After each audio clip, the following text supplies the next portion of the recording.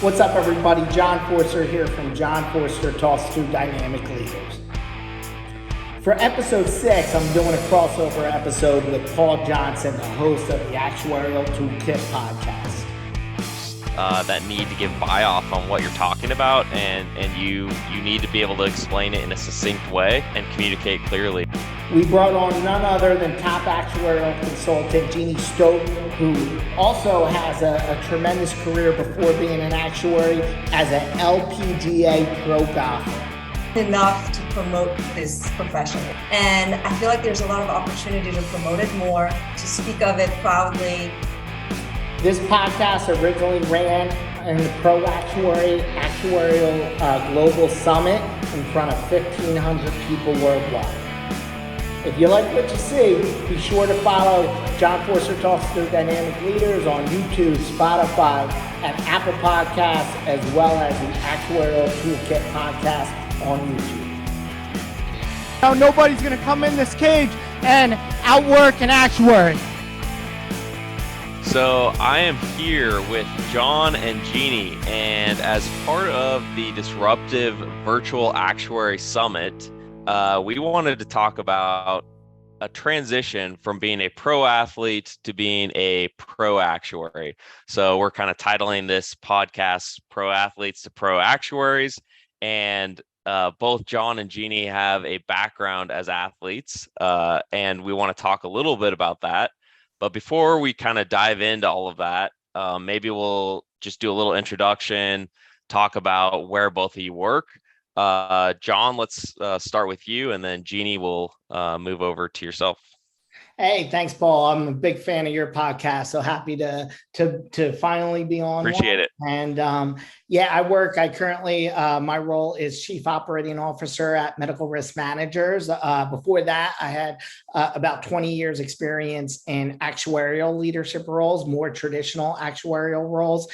And in those years, I really tried to step outside of the box and figure out what other departments were doing and work closely with sales, closely with finance, with underwriting, with operations. And that really set me up well for my job that I have today. So at Medical Risk Managers, we are experts in the stop loss field, and we run services as a traditional MGU, as well as a lot of these really big companies. They rely on us for our underwriting work, actuarial work, clinical claims, all the work around stop loss. So a big part of my job today is going out to these different companies that we service and finding out what their needs and their goals are to build profitable blocks of business, and then bringing that back to my company. And luckily, I have a lot of very smart people back there at MRM that helps make that job relatively easy.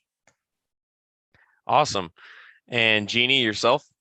Yeah, thank you, Paul, for inviting me. I'm very excited to be on your podcast.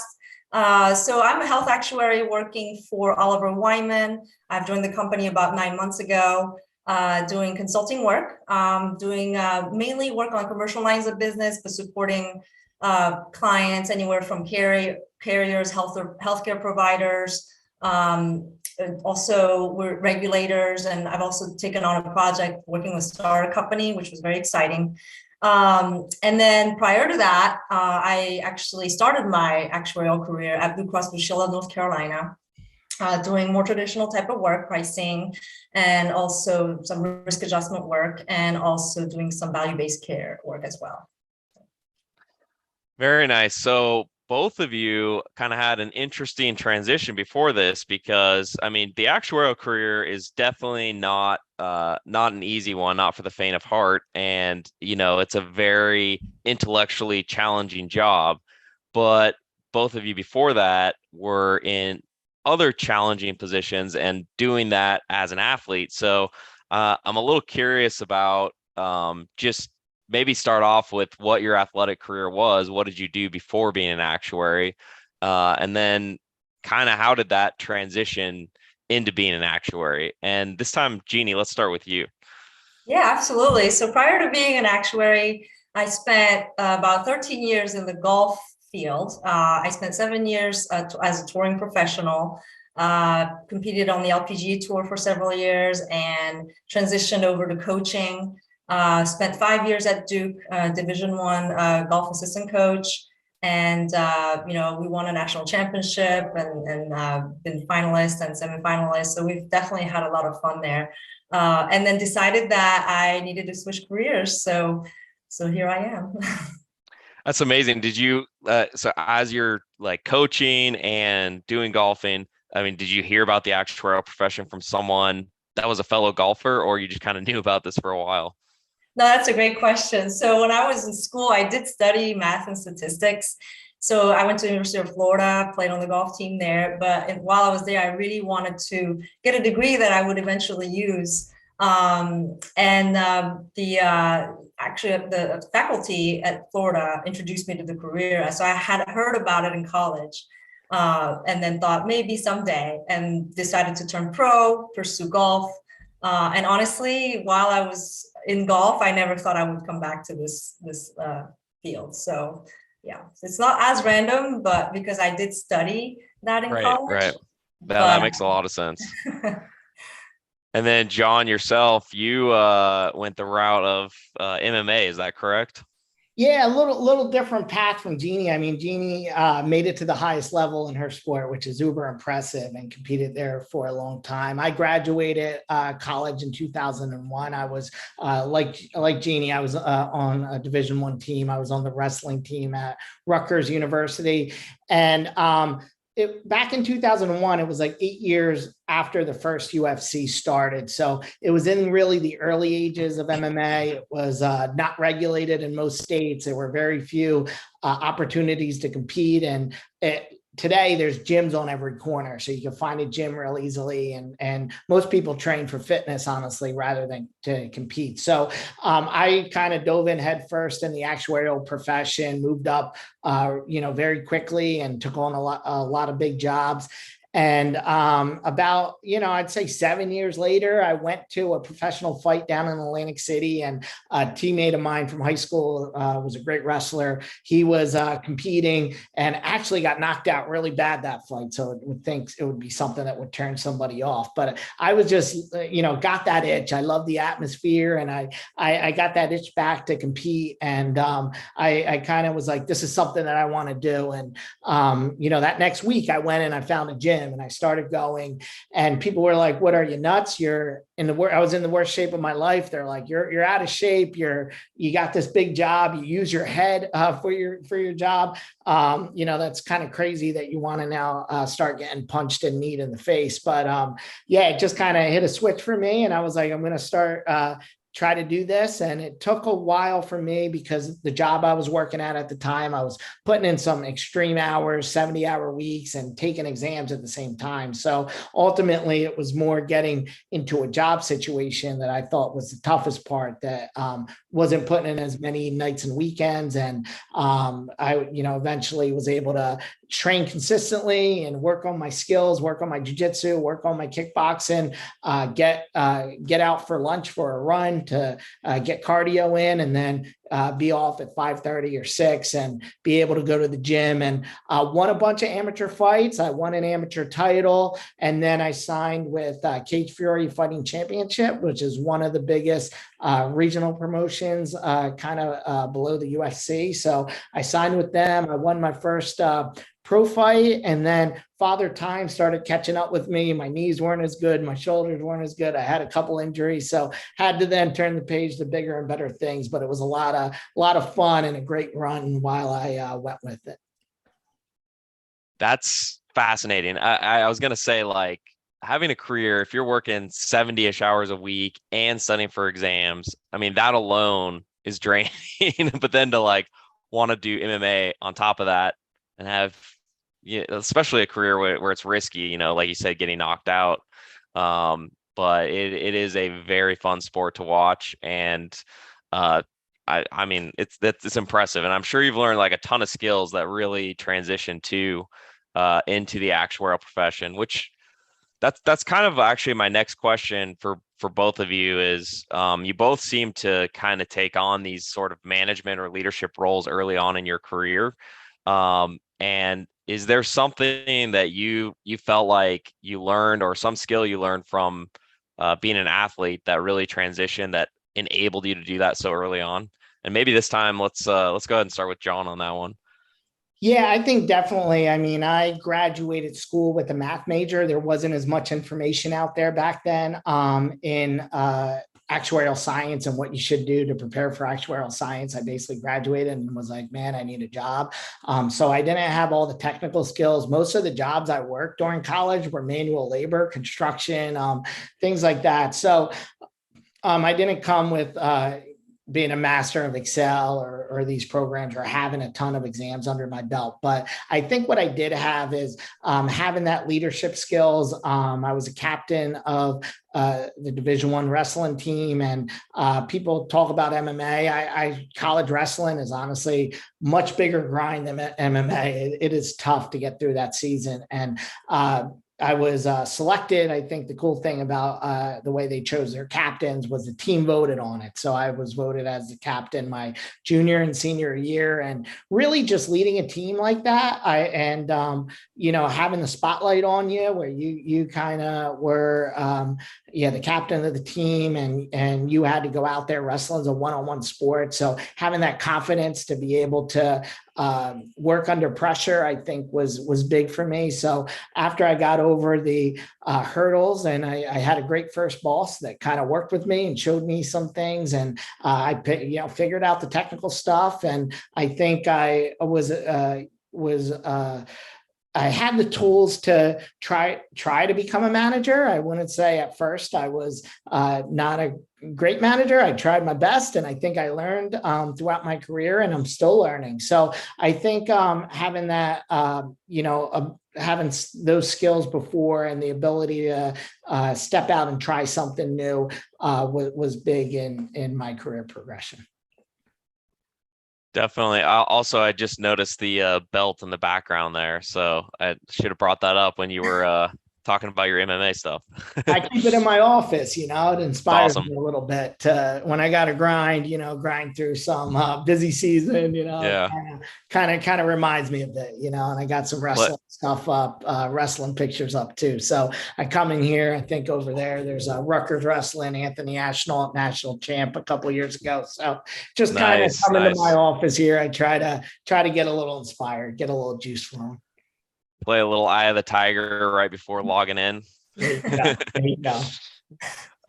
Jeanne, so yourself though, in a similar regard, it seems like you've really kind of been a leader in jobs that you've been in. Do you feel like going from professional golf to being an actuary, do you feel like there are skills that you learned that helped you make that transition?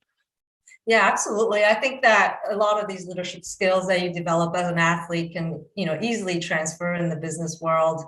And I'll say that I've been fortunate enough to be exposed to leadership skills, developing them at least, since I was in college. I was actually co-captain for all 4 years of my undergrad years. And then turning professional, being a golfer, you just naturally have to be a manager.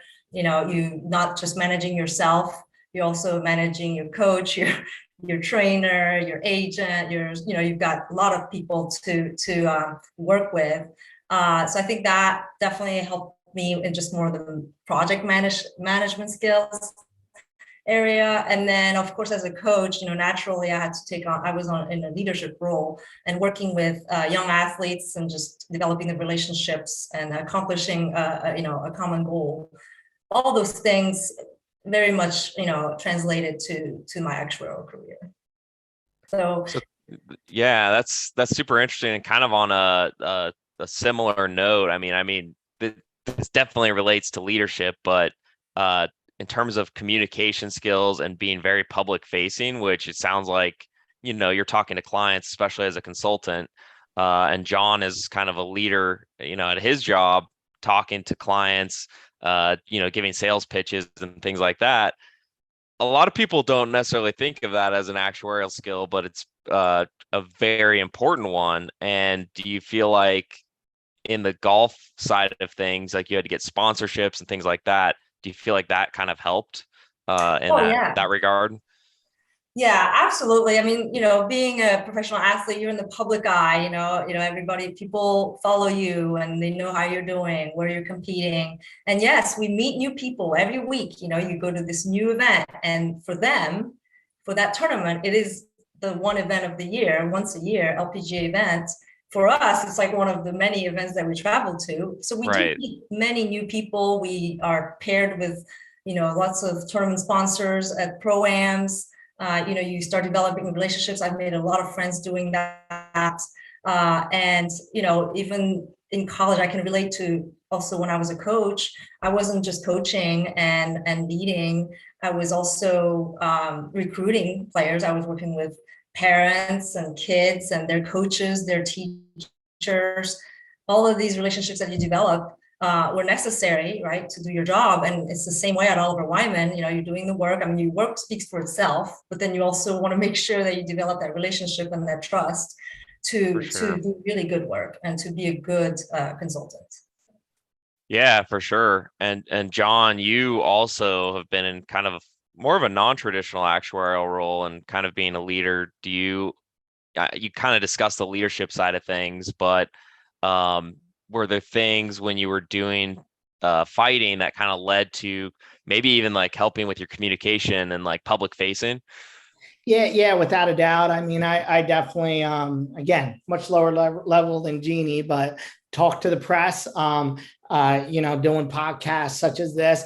Jeannie brought up an important note that I think clicked in my head.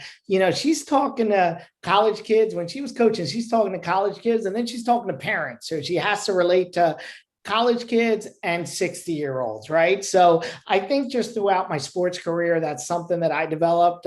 Jiu-jitsu was funny. I was training with a lot of 18-year-olds.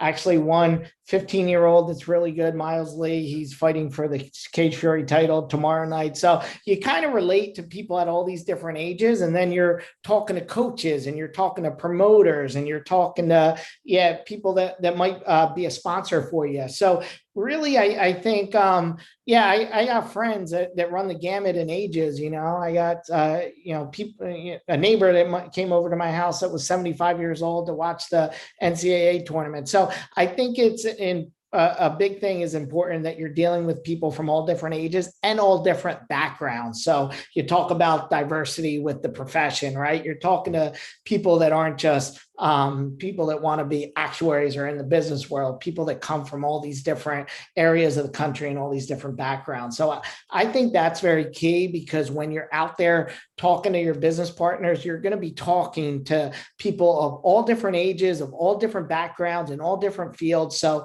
having that ability to relate to them, I think, is very key. Yeah, that's definitely for sure.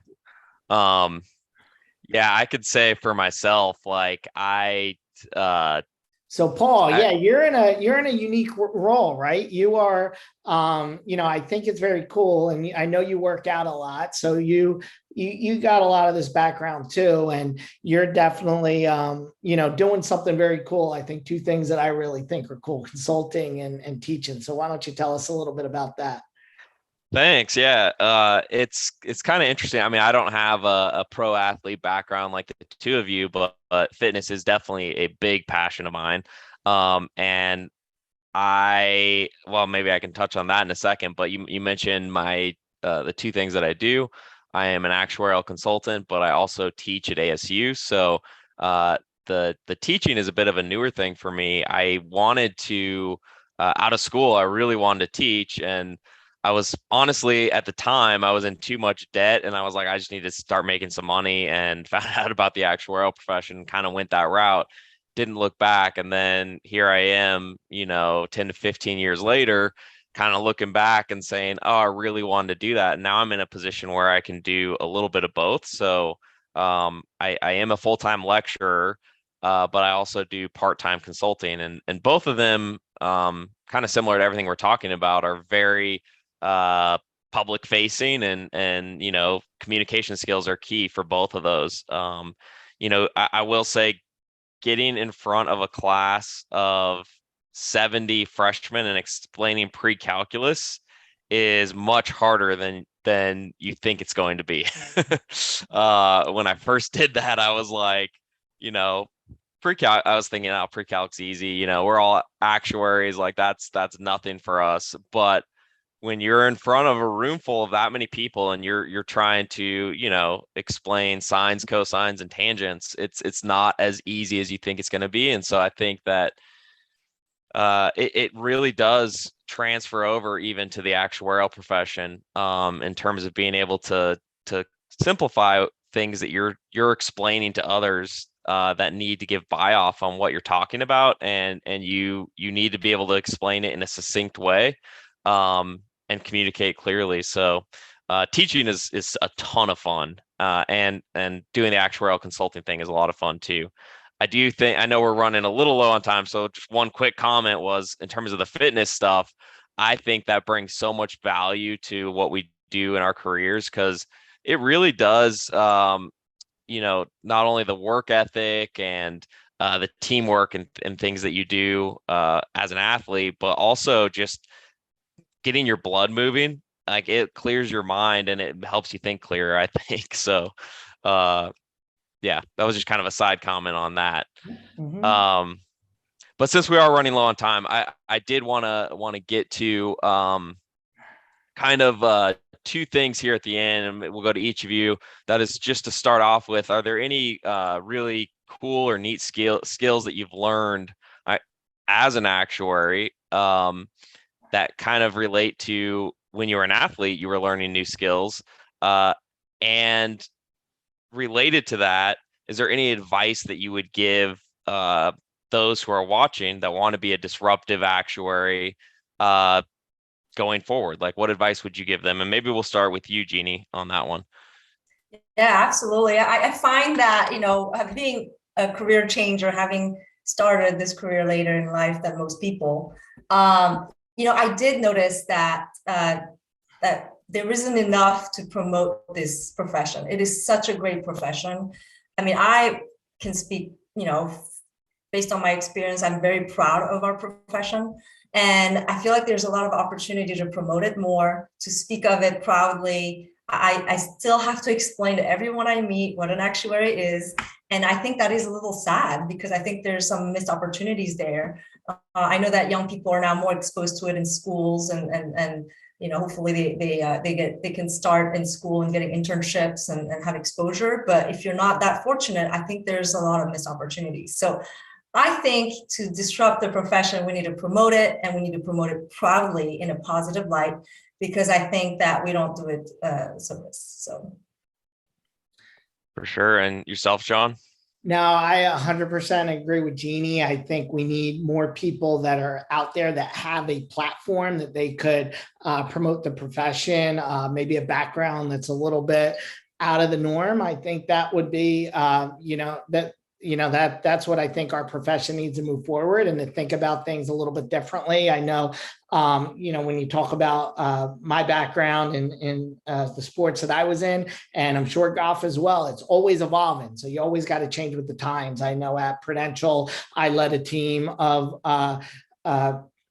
actuaries that were trying to find ways to use these emergent technologies, more of these data science tools, and they picked it up uber quick. And my job was more of just being this is how to connect the business to the tools, and what do the tools do, and figure out how to get them training. And they learned these tools super quick. It was pretty amazing that they were able to update their processes. And I think for people, it's thinking a little bit differently, and maybe having experiences that are not traditional outside of learning the technical skills. But you don't need to be a pro athlete. You could be any athlete, or you don't need to be an athlete at all. You could be a musician and try to learn how to be a musician and apply that to your actuarial career. Maybe doing something volunteer work. I volunteer with the Philly Actuaries Club, and there's volunteer opportunities with the SOA, but there's volunteer opportunities in your community as well. Could you do that? that and bring it to the table. So I think the profession just needs people that are doing things outside of the profession and really being proud of those things outside of the profession and figuring out what they could take from those things and bring that back into their profession. Awesome. Well, thank you for joining today, John and Jeanne. It was a great discussion. I hope everyone enjoys the rest of the Disruptive Virtual Actuary Summit. This was Pro Athletes to Pro Actuaries, and we're out.